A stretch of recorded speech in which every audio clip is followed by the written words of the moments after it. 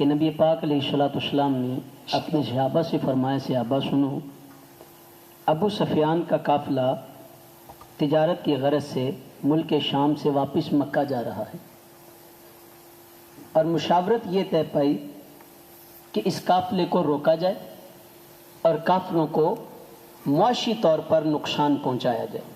چونکہ مکے میں اسلام نے بڑے کٹھن حالات دیکھے، بانی اسلام نے مکے کی جو زندگی دیکھی، کبھی راہوں میں کانٹے بچھائے جاتے، کبھی گڑھے کھودے جاتے، اور کبھی صحن حرم کعبہ میں سرکار کے شان اقدس پہ اوجڑیاں ڈالی جاتی۔ یہ حالات حضور کے سامنے تھے۔ اب چونکہ اسلام ایک طاقت بن چکی ہے تو سرکار نے اپنے صحابہ سے مشاورت فرمائی کہ کیوں نہ کافروں کو معاشی طور پر کمزور کیا جائے۔ یہ غرض و غایت تھی، تو صحابہ نے لبیک کہا حضور کی بات پہ۔ قافلہ حضور نے روانہ کیا کہ ابو سفیان کے قافلے کو روکا جائے۔ پھر ابو سفیان کو اس بات کی خبر ہو گئی، تو اس نے جلدی سے اپنا ایک ایلچی بھیجا اور کہا کہ جاؤ مکے والوں سے کہو کہ اگر اپنے مال کی حفاظت چاہتے ہو تو محمد مصطفیٰ صلی اللہ علیہ وآلہ وسلم اور ان کے اصحاب نے تمہارے مال کو روک لیا ہے، آ کر کے بچا لو۔ یہ خبر جب مکے پہنچتی ہے تو ایک وویلا مچ گیا۔ ابو جہل، عتبہ، شیبہ، ولید جیسے بڑے بڑے پہلوان کفار مکہ اکٹھے ہو گئے اور مشاورت طے پائی۔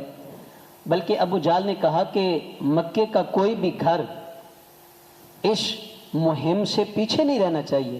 اس نے کہا جو نہیں جا سکتا وہ مال دے دے یا اپنی جگہ کوئی بندہ بھیجے۔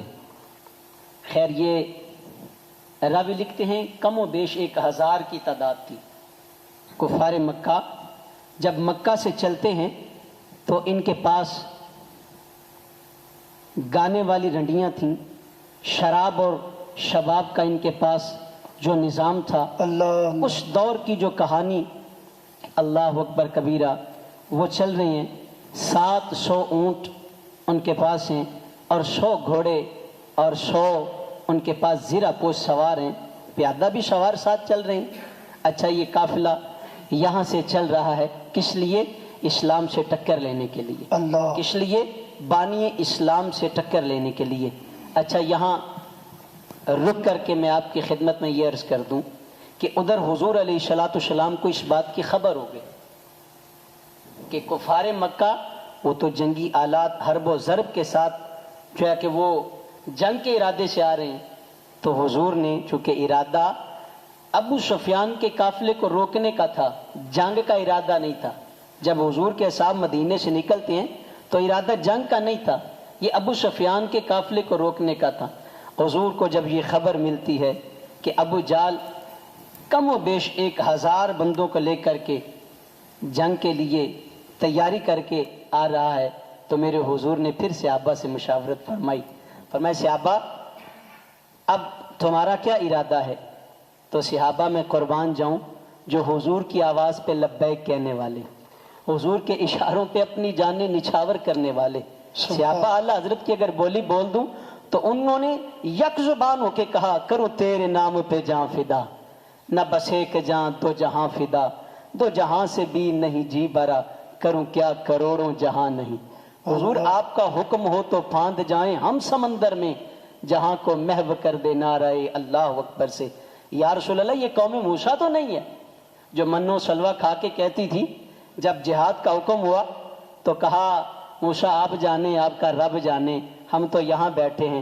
حضور ہم نے محمد عربی کا کلمہ پڑھا ہے، حضور ہم نے آپ کا کلمہ پڑھا ہے، ہم آپ کی خاطر جانیں بھی لٹا دیں گے، مال بھی لٹا دیں گے۔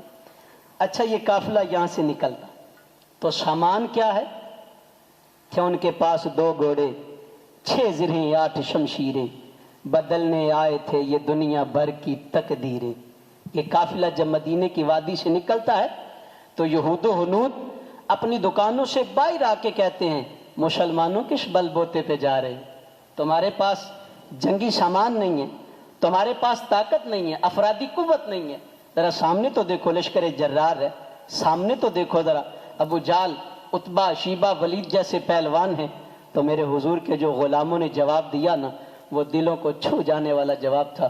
انہوں نے کہا ہمیں تلواروں پہ مان نہیں ہے، ہمیں تیگ پہ مان نہیں ہے، ہمیں شمشیروں پہ مان نہیں ہے۔ حضور کالی کملی اوڑے آگے آگے چل رہے تھے، میرے رسول کی جانب اشارہ کر کے کہتے ہیں نہ تیگ و تیر پہ تکیا، نہ خنجر پر نہ بھالے پر، بھروسہ ہے تو اس سادہ سی کالی کملی والے۔ سبحان اللہ سبحان اللہ سبحان اللہ۔